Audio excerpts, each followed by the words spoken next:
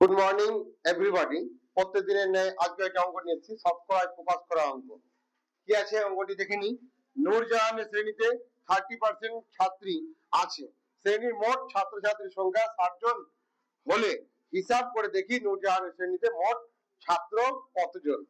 ঠিক আছে, তাহলে আমরা মোট ছাত্র ছাত্রীর সংখ্যা সমান কত, 100% এটা ধরে নিলাম।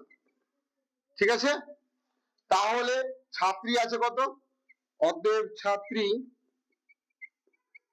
ছাত্রী আছে সমান 30%।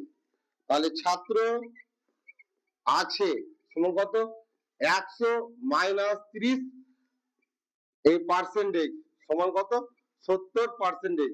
তাহলে ছাত্র আছে কত, 70%।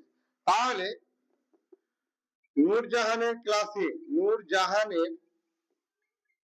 শ্রেণীতে বা ক্লাসে ছাত্র আছে সমান কত হবে, এই যে 60 জন ইনটু হচ্ছে 70% বা 100 জন সমান কত, এই পার্সেন্টেজ উঠাতে গেলে 100 দিয়ে ভাগ করতে হয় 100 জন।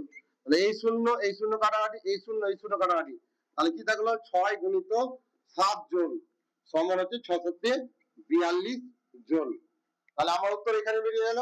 এবার আমি লিখবো অতএব নূরজাহানের শ্রেণীতে মোট ছাত্র আছে সমান হচ্ছে 42 জন।